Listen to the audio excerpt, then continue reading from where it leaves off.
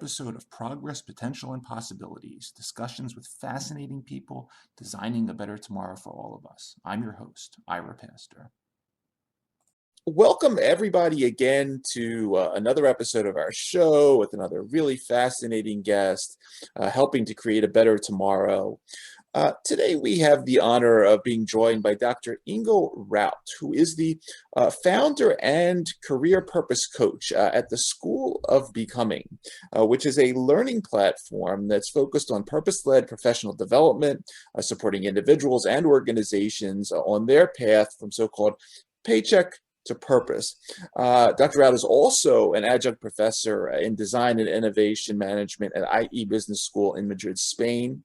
His current research is focused on facilitating innovation capabilities in large organizations to improve their innovation efforts.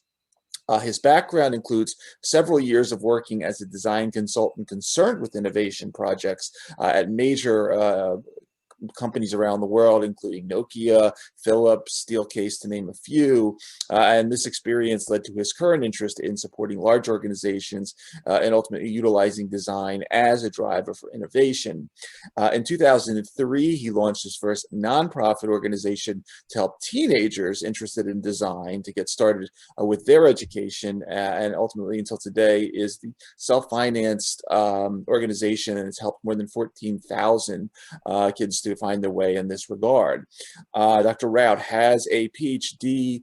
From Chalmers University of Technology in Innovation Management Design. He does postdoc work at both University of Cincinnati and University of Toronto. And he's also an alumni and professor at the Modern Elder Academy, which is the world's first midlife wisdom school dedicated to career and life transitions. And he recently published a very interesting white paper with Modern Elder Academy founder Chip Connolly, known as sort of a rebel hospitality entrepreneur of Airbnb fame, entitled The Emergence of Long Life Learning, which will be a very interesting topic to get into as well. Dr. Ingo Rauth, thanks for taking the time to come on the show. Yours, thanks so much for having me. It's great to have you. These are really fascinating topics that we don't normally get into, but I'd love to start off as we typically do by handing you the floor for a little bit, really just to talk about yourself, a little more about sort of your background in terms of where you grew up, how you got interested in this area, and a little bit of how you became such an important person at many of these world's largest companies and teaching them what to do in terms of innovation and design. I'm not sure if I'm that important. And by the way, I'm not a professor at MEA. I'm just like a fellow there. But like just how it all started. Like grew up in Germany, not much about it, close to Frankfurt. And since I was 19 years old, I always wanted to find a way to make a positive contribution, make a positive change. I think that is what first got me interested and inspired to become a designer. However, I started out as a graphic designer, not really knowing what it was and realizing, hey, there's a limit to it. There's almost only so much you can do with that. So I became interested in industrial design. I studied that. I worked as an industrial designer, became a design consultant, worked in design strategy, and started to work with large organizations and with their innovation teams. And one thing that I realized there was that somehow, although there are a lot of smart and capable people that want to like improve our everyday lives and want to improve the world and leave a dent, somehow like it doesn't translate. Somehow these organizations are stuck in their ways. And somehow like no matter what we do, there's only so much we can actually accomplish. And that kind of started to like that question, like why is it that way and what could be done about it? Started to trigger my interest and was the reason why I started to pursue a PhD in regards to innovation management and how can we change, how can we like support large organizations in doing that. And for me, that led me down a little bit of a rabbit hole because I realized the problem is not the methodology. The problem is not the approach.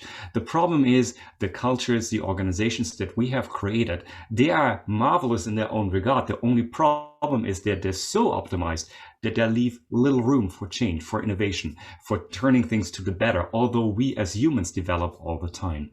And so through that, developed an understanding or an interest in change management, human behavior, which ultimately led me to do the work that I'm doing today, which is very much focused on supporting individuals in going from paycheck to purpose, because I believe if we can support enough people to do that, and I think your show your podcast is an amazing way also to spread that kind of knowledge, that kind of aspiration, these kind of ideas. If we can support enough people in doing that, then ultimately we will create the organizations, we will create the environments that allow us to develop as societies, as groups, as teams, as individuals. Wonderful. And I took some time to go through. You have a variety of publications, and one of the themes that you write about a lot is this principle of design thinking. I went to your, I think it was a 2010 paper, Design Thinking and Educational Model Towards Creative Confidence. You write on this topic, sort of you broadly define it in this paper, a holistic concept to design cognition and design learn that enables students to work successfully in multidisciplinary teams and enact positive design-led change in the world. And you talk about how design thinking is very important for what you call wicked problems, Right. These problems that are complex, and because they can have contradictory or changing requirements continually, they're kind of difficult to pin down. Climate change, education policy, public health, things of this nature. Talk a little bit about your concept of design thinking and sort of what goes into this, because I know there's a lot of principles behind it. Take a little time with this one. Sure. So design thinking started out as an approach mainly championed by one organization, which is called IDU in the US and Stanford School of Design, basically, and their idea of how design can be used as a driver for innovation. The marvelous thing they did was they were able to explain design in a way that you and me and everybody else gets it. More importantly, they were able to explain it in a way that a lot of large organizations realized, oh, wow, there's actually a method to the madness. There is a way in which we can, predictively come up with new ideas that people want to buy. That's amazing, right? We should do that. So based on that, there was a lot of interest and a lot of pull from industry, and various organizations, large organizations that we studied, that we wrote about, have initiated teams that focus on that. They were focused on bringing design thinking to these large organizations. Now, with that, also giving them the opportunity to research customers, research people, and find ways to contribute value to their lives, which is an amazing thing. The reason why this works is that for the longest time, we had these ideas about what people want or should want without actually asking them, right? It's let's say you have kids and you want to prepare something, a lunch for them or a dinner for them, and you just cook something up. And then you don't know what they want, and they come to the table and say Mom, this is not, or Dad, this is not what I want to eat, right? And so you're yeah, of course not. Every day. You got to eat this. Now, this might work with your kids, but it doesn't work with consumers. And given that the space was changing, given that there was more and more competition and more competition on price wasn't the driving factor anymore. So we needed to find a way in order to deliver value to consumers that is rooted in their everyday, in their needs, and hence design thinking. So it always starts, and you ask about principles, with understanding the customer, through being empathic with the customer, not bringing my lens to the table and saying oh, this is what it should look like, but being open to discovery and being curious. Now, once that is understood, now I understand, okay, what do people really want? And there's a brilliant example, it's often cited by an engineer, Doug Dietz at GE. So he was an engineer working on MRIs. And so MRIs, if you've ever been in an MRI, is this big, loud machine. It makes a lot of noise. And even for an adult, it's very scary.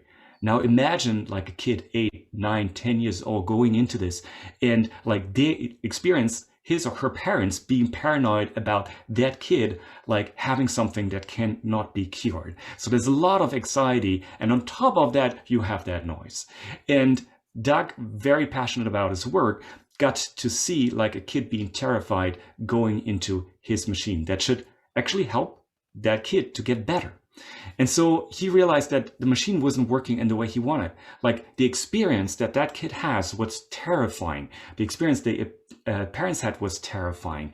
And he wondered what we can do. So he and the team set out to understand better what kids are going through. They talked to psychologists, they talked to nurses, to clinicians to understand this whole procedure of what is actually happening. And that didn't have much to do with engineering in the first place. It was more about the experience rather than the solution or the product.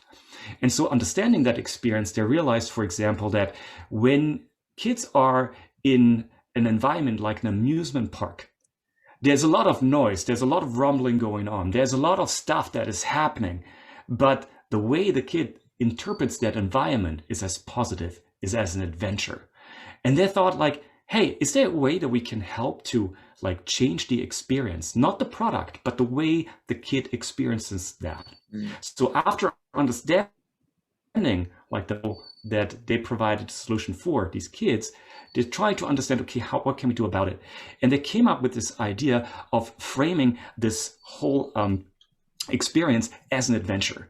And they came up with a couple of themes like space and pirates. And the way it looked like basically was the kid was told a story that like the kid would go inside of a pirate ship. And in this pirate ship, the kid had to hide from the pirates. And so laying down like in the ship and hiding, the kid had to be very, very still, because if it would move, then the pirates would find the child. And so the kid had to like sit still in the MRI. And basically the medical reason here is that if the kid moves, the images are not readable. So the kid has to hold still. And for that matter, kids had often been sedated. I think about 85% of kids needed sedation, which is another stressor on the kid, on the parents. Yep. So like with that story, all of a sudden, the kid interpreted that noise from the MRI as the pirates going about the ship, and interpreted like his own behavior as, or her own behavior as, I have to lay still so they don't find me.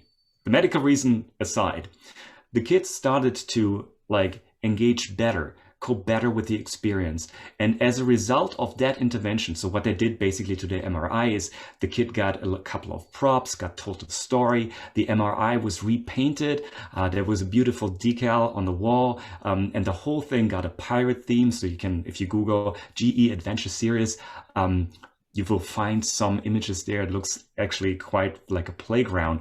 Anyway, the kid would go in there, would go through treatment, and the amount of sedation that needed to happen in some of the hospitals with which they tried this initially plummeted from 85% to 15%.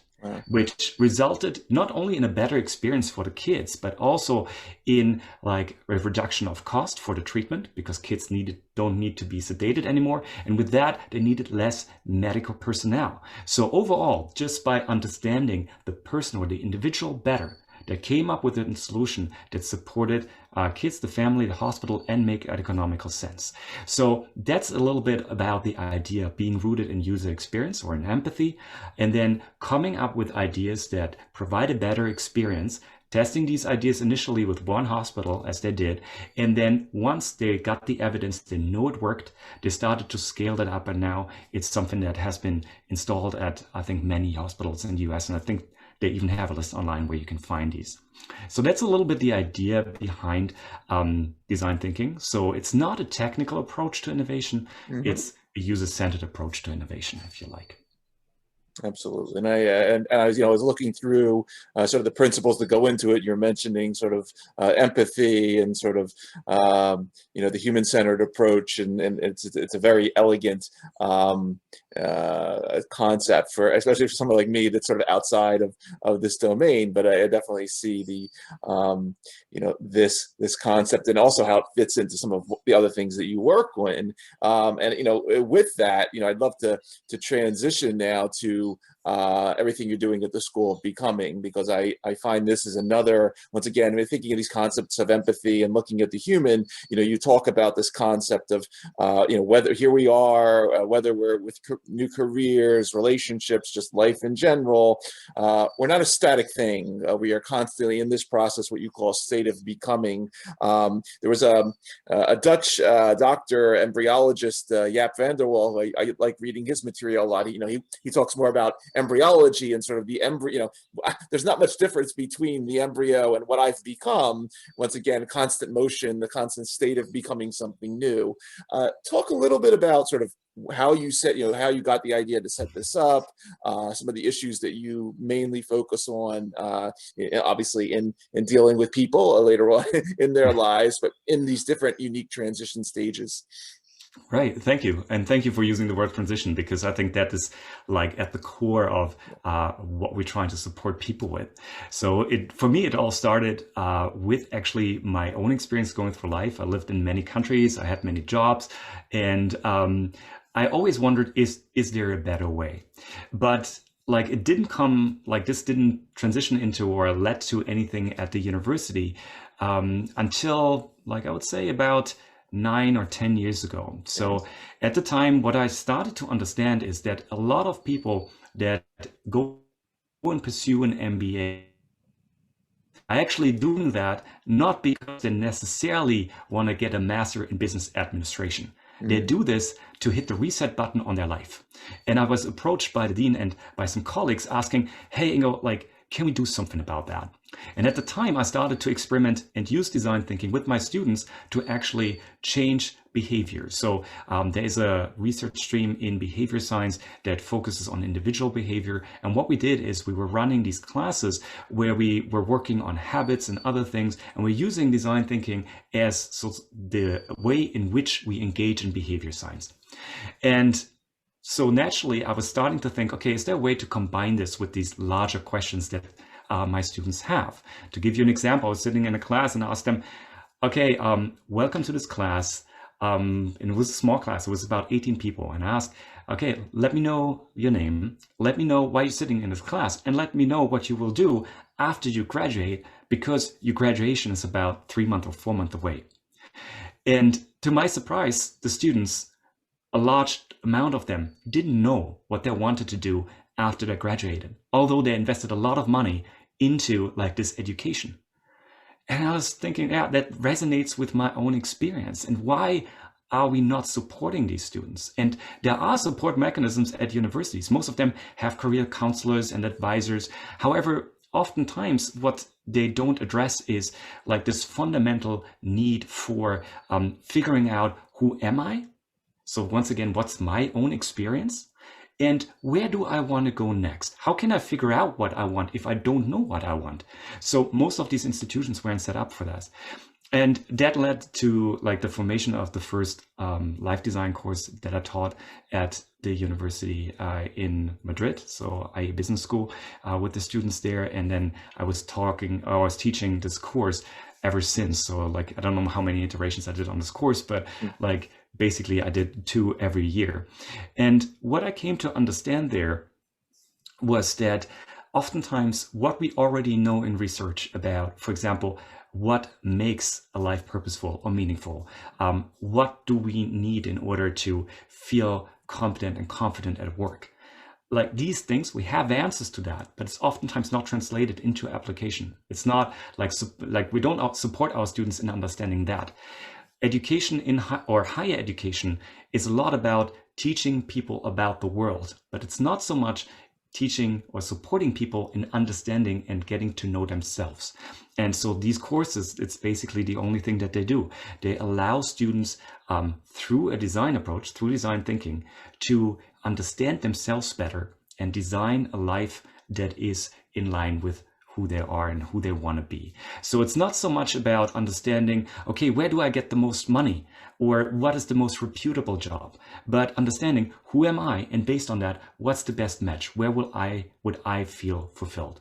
And basically the School of Becoming is about taking these ideas one step further. So allowing people in general, not only university students, to gain access to that knowledge, trying to understand, okay, what do I deeply value? How can I think about passion or purpose in a way that makes sense and that helps me to understand how I can go about it and foster this, not based on the best practice or a general idea, but based on some principles from psychology, from behavior science, and from some insights from neurology that help us to better understand and go about these things.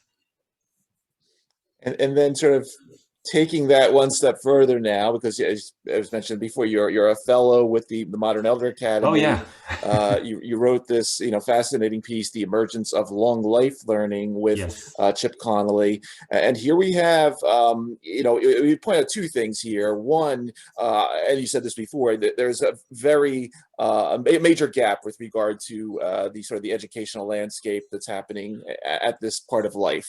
On top of that, and our show spends a lot of time talking about longevity, healthy longevity, health span, which ultimately gets that, always get that question, well, if at some point we are creating 90 that becomes the new 50 or 100 that becomes whatever that may be, lifelong learning, and your book or your piece here, "The Emergence of What to Do Next," is equally a very important becoming event, a very new event that most people will not have not experienced to date. The world is now going to change, maybe 5 years, whatever.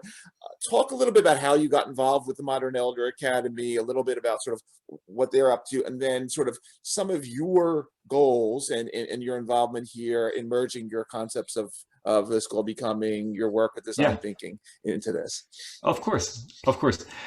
So how that started was basically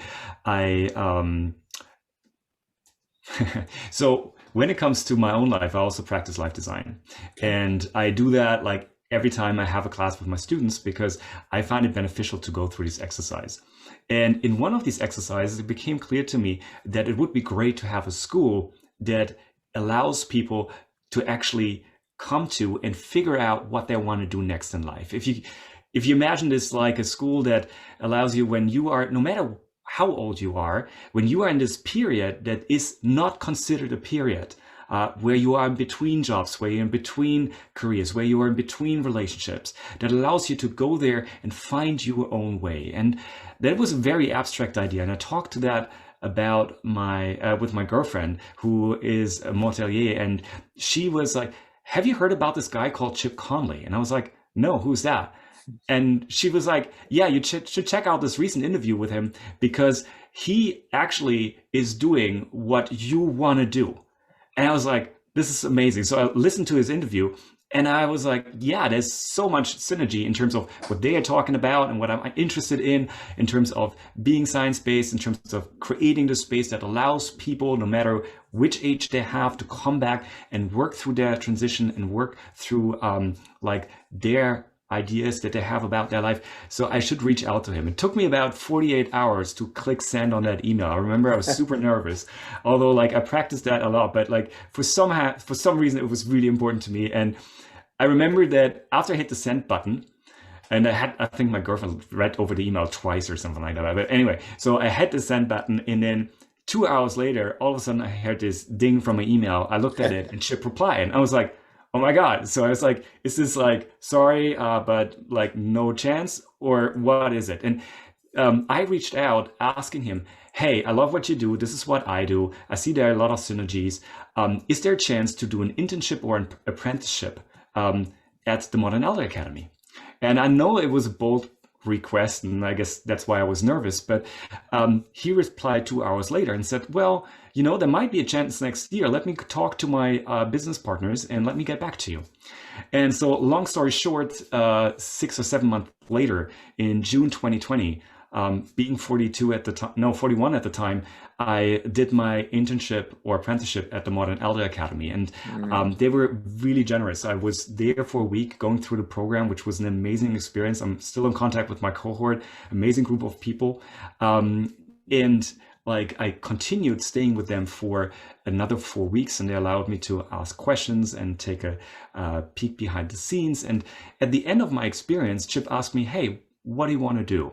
And he had this idea about writing a paper about midlife and understanding a little bit better, okay, what are the different players in that area, who's making contributions in that field, and providing like a centerpiece that allows us to have better conversation. Because as it turns out, there have been a couple of initiatives when it comes to midlives, but midlife is still largely regarded as like a period of crisis and where you have to maintain.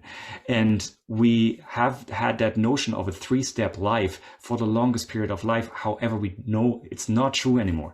And for those of you who don't know, like the 3-step life is basically this idea: you have an education, you work, you climb the corporate ladder, and then you retire. Yeah. But nowadays, with COVID-related layoffs and with everything that our world is going through in regards to innovation, that's not true anymore. We need to change, we need to adapt, and we need to find ways to do so. And we need to also see these things as not only challenges, but also opportunities.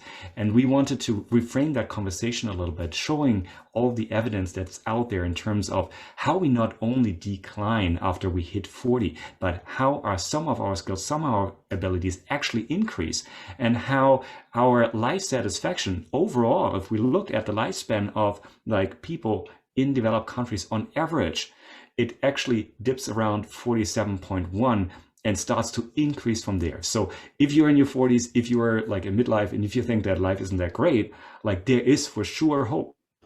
And so that was a little bit the idea about this paper, and we circulated it with a lot of colleagues before publishing, and also talked to developmental psychologists and other people, because we wanted to get their view and make this a representation of what we understand right now, and make it like a starting point for a conversation around midlife and around how midlife can be seen as something positive, like a new starting point where you have the opportunity to revisit your life, where you have the opportunity and the wisdom also to actually look back at your life, understand who you truly are, and then make adjustments. And I think the crisis, if it happens, and by the way, it only happens to a minor amount of people, and it's not more, if you look at the statistics, actually, you are as likely to get a crisis around midlife than you are at every other period of your life. So there's nothing really special about it. But let's say you are not feeling well, and usually that is the result of you realizing that maybe you want to do something more with your life. Maybe there's more to it than the 9 to 5 and the work that you're doing day in and day out. And the reason for that happening is we become a person, like a fully developed adult, if you like, at that period of time. And then we realize that we made decisions in our 90s when we were teenagers that we couldn't foresee the consequences for, and that made us end up in lives which we might not particularly like. And so realizing this discrepancy and realizing that we could change, we start to wonder, what can we do? And with that, from this gap can come like a second opportunity, can come a better life, if you like. But the question is, how do you navigate that? Because society at large is set up in a way that says, well, if you have a great job, if you have a great income, if you have a family and you live in a suburb somewhere, you shouldn't complain. Because life was all about security, like a healthy paycheck, health, and maintaining a status quo. But what we came to realize as our understanding of the world developed, as we develop as societies, as our understanding of human psyche developed, is there can be more to life. There can be meaning and purpose, and that these things are really important. We have known this in psychology for like a really long time, but it wasn't really accessible or a thing until recently, until we started to understand and we got to more interested in our psychological well-being, in our happiness and our health, and we started to question, why is life the way it is? Really interesting. Very, very interesting. Ingo, take us now. We've gone out a little bit, and we've gone into sort of work life and then midlife, and talking about long life. Let's look back around a bit, and can you say a few words about your work? Obviously, it started off a couple decades ago with teenagers, because I think, just like we all are experiencing things and transition and becoming. Obviously, I have a couple teenagers in the house here. They are becoming too, and they are becoming in a world that is very different and unique and strange. Talk a little bit about what you did with the nonprofit, and a little bit, are you still doing some of that work in terms of the teenagers and getting them ready for their next stage of becoming? So I'm not as much involved as I was.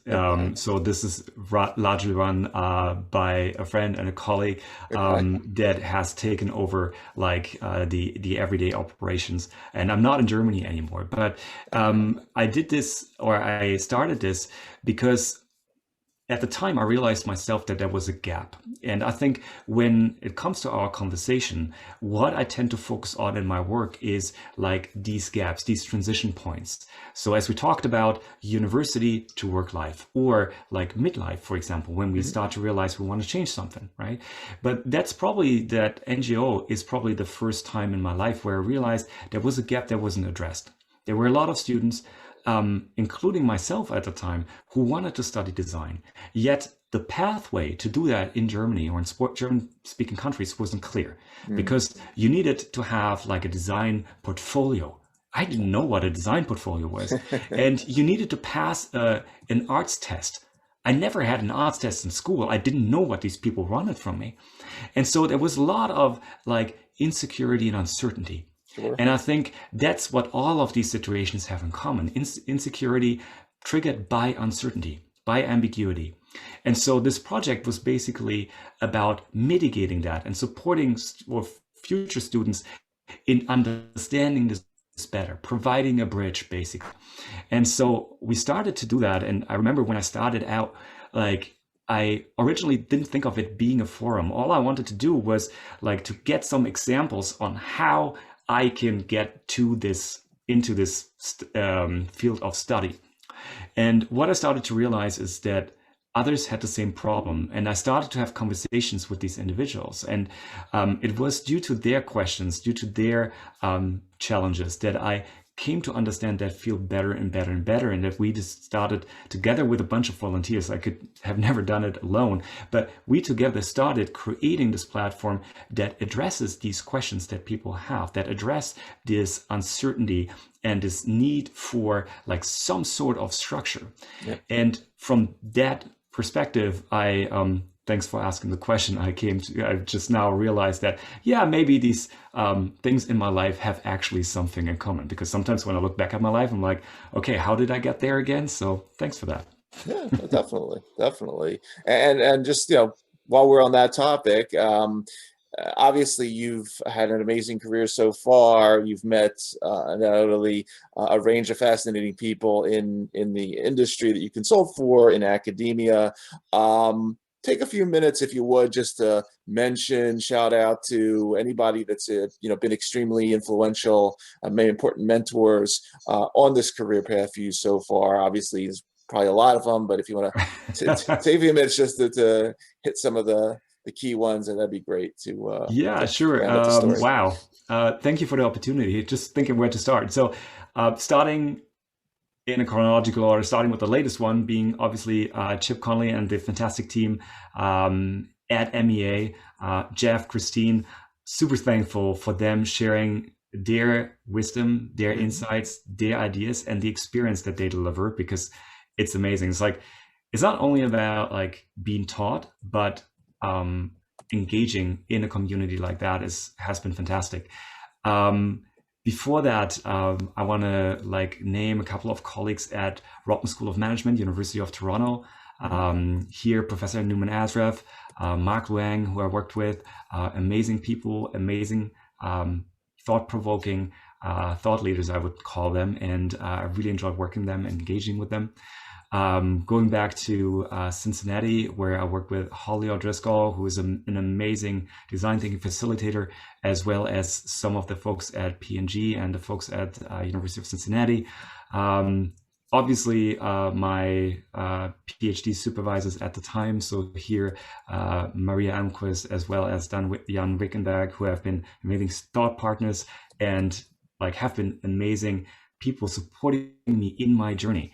I think I couldn't have done it without them. And going all the way back to like my first PhD position at the Hasso-Plattner Institute in Berlin, where I had the fortune to work with some amazing colleagues, and Professor Meinl, who has been very supportive in taking me on, although not having a design or having an academic background, but being a designer, giving me the opportunity to start on that journey. So there have been lots of folks. I probably forgot tons. I should mention my girlfriend as well. Oh yeah, So don't forget that.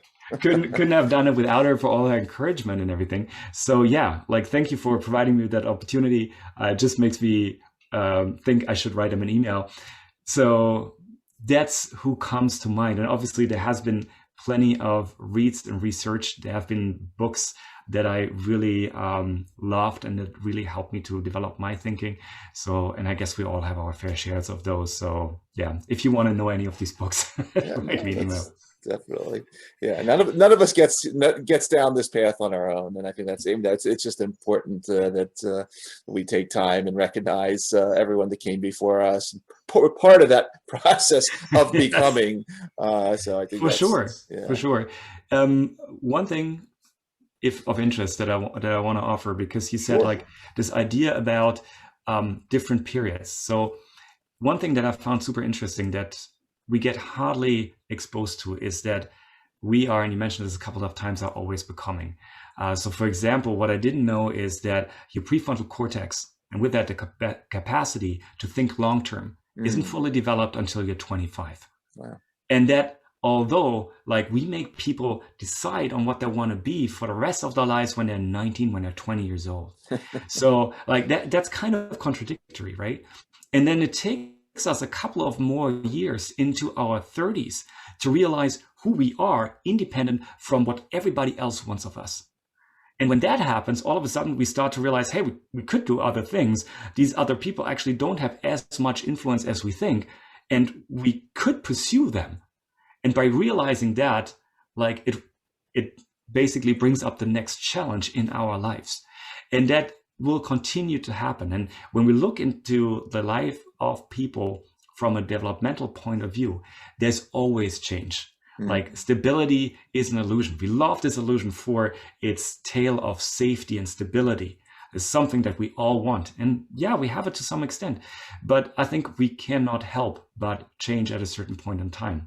And so this change and this adaptation that we see in our economies is also very much true on an individual level. And I think that's why institutions like a School of Becoming, Modern Elder Academy, and a couple of universities that we actually give a shout out in our paper to are so important, because they provide us with the places that tell us that change is actually part of being human, and that there are ways to do that. Now, we're not wrong when we feel like we want to do something about it and we want to change our lives. Excellent points. Excellent points. It's Ingo, it's fascinating hearing your story and everything that you're doing, and really wishing you the best with all of it. Thank you, Jira. Because we really, the world needs, is going to need it more and more in the coming years, especially with the way things have progressed. And it's exciting, and really, as I said, wishing you the best.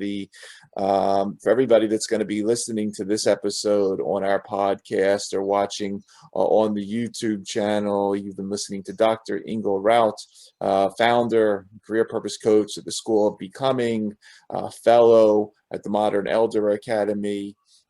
Check out The Emergence of Long Life Learning and a variety of his other writing.